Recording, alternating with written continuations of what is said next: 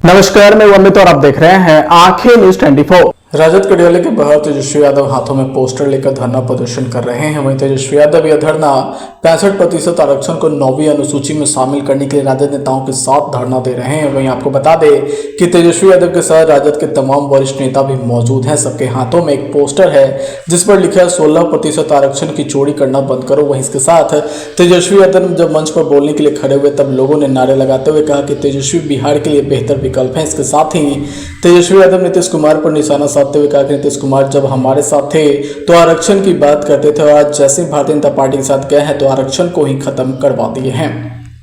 जो हम स्वास्थ्य विभाग में करते गए थे, कैबिनेट तक पहुंचा दिए थे। 1.5 लाख नौकरी अभी स्वास्थ्य विभाग का भी बचा हुआ है, स्वास्थ्य विभाग का भी बचा हुआ, जो हम करा करके आए वो भी अभी तक कुछ नहीं हो रहा। ये सारा चीज, मेरा सवाल ये है, कितनी नौकरियां हमने निकाली, जातीय आधारित गणना कराया, आरक्षण बढ़ाया ताकि अति पिछड़ों को नौकरी मिले, पिछड़ों को मिले, दलितों को मिले, आदिवासी भाइयों को मिले।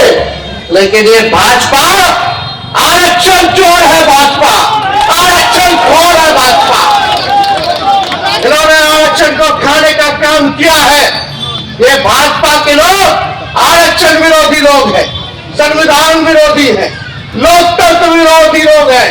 इनको बिहार से कोई मतलब नहीं, बजट में बिहार के लिए कुछ नहीं, नौजवानों के लिए कुछ नहीं, नौकरी रोजगार कारखाना, शुगर मिल के बारे में कोई चर्चा नहीं, फूड प्रोसेसिंग यूनिट के बारे में कोई चर्चा नहीं, पलायन रोकेंगे कैसे, महंगाई या गरीबी कैसे कम करेंगे, इस पे कोई चर्चा इन लोगों ने नहीं किया। आज वही काम, अब एक बात सुनिए मुख्यमंत्री जी, तो आइडिया गांधी मैदान में नियुक्ति पत्र बांटने का भी हमारा ही था। आज जो गांधी मैदान में जो नियुक्ति पत्र जो तेजस्वी का काम किया हुआ है, जो नियुक्ति पत्र जो बांट रहे हैं, वो भी काम जो है तेजस्वी नहीं किया। और गांधी उपस्थित पार्टी के सभी नेतागण, कार्यकर्तागण, सभी पदाधिकारीगण, भाइयों बहनों और हमारे प्रेस मीडिया के साथीगण, आज ये 1 दिवसीय धरना जो है राष्ट्रीय जनता दल द्वारा दिया जा रहा है और विषय आप सब लोगों को पता है। विषय ये है कि जब हम लोगों की 17 महीने महागठबंधन की सरकार थी, तब हम लोगों ने जाति आधारित गणना करा करके आरक्षण की सीमा को 65% बढ़ाने का काम किया। लगभग 16% हम लोगों ने आरक्षण को बढ़ाया और उस समय भी हम लोगों की मांग थी केंद्र सरकार से, प्रधानमंत्री जी से, कि जो आरक्षण हम लोगों ने बढ़ाया है और हम लोगों ने कैबिनेट से भी सिफारिश करके केंद्र सरकार को भेजा था कि 9वीं अनुसूची में इस आरक्षण को जो है आप डालिए ताकि आरक्षण जो है सुरक्षित रहे, पिछड़ों का, दलित आदिवासी भाइयों का। इसमें आरक्षण हम सब लोगों ने बढ़ाने का काम किया था। आप सब लोगों को पता है कि भाजपा के लोगों ने 10 महीने तक केंद्र सरकार ने इसको अनुसूची 9 में नहीं डाला और कोर्ट कचहरी जा करके इसको जो है आरक्षण को फंसाने का काम किया गया, लटकाने का काम किया गया। मामला अभी सुप्रीम कोर्ट में चल रहा है और बिहार सरकार के वकील जो है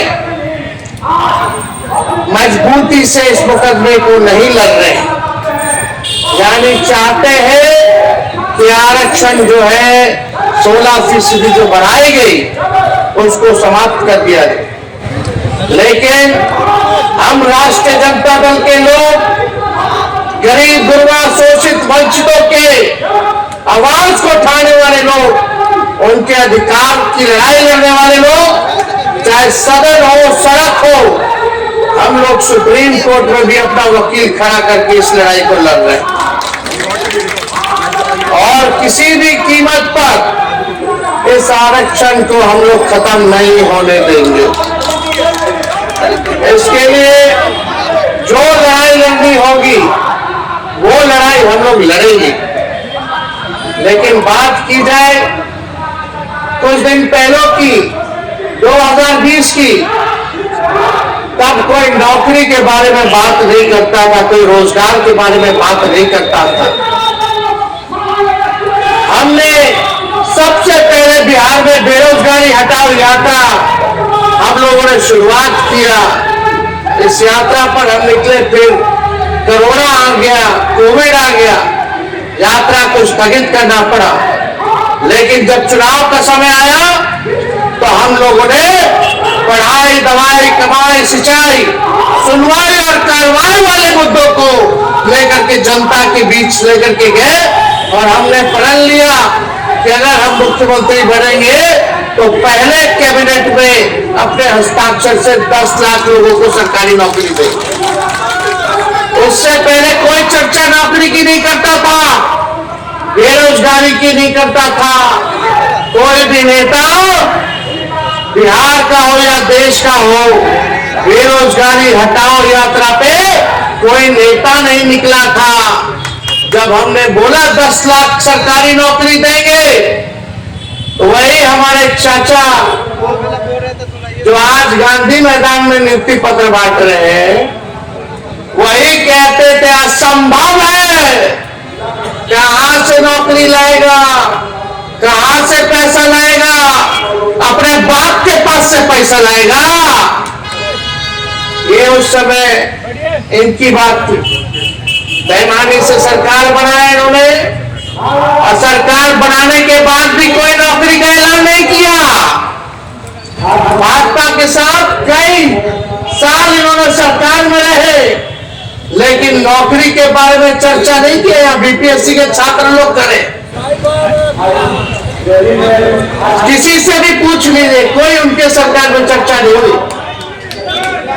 हमने अपने सरकार जब मुख्यमंत्री बोले कि हमारे दल को भाजपा के लोग तोड़ रहे, तो हम लोगों ने लिया एक ही शर्त पर। आंखें जो आपका चैनल है उसके लिए और उसके दर्शकों के लिए 2 लाइन की हम शुभकामनाएं अपने ढंग से देते हैं। आप सब में मिठास घुल जाए बांसुरियों बीन की तरह, और लोग आपको भी प्यार करने लगे वैक्सीन की तरह। हंसते रहें, मुस्कुराते रहें और देखते रहें आंखें न्यूज 24। राजधानी पटना में कई वर्षों से शिक्षा में उत्कृष्ट योगदान दे रहा है Lohia Nagar Mount Carmel high school Kankarbagh Patna, जहां नर्सरी से कक्षा 12वीं तक की होती है पढ़ाई।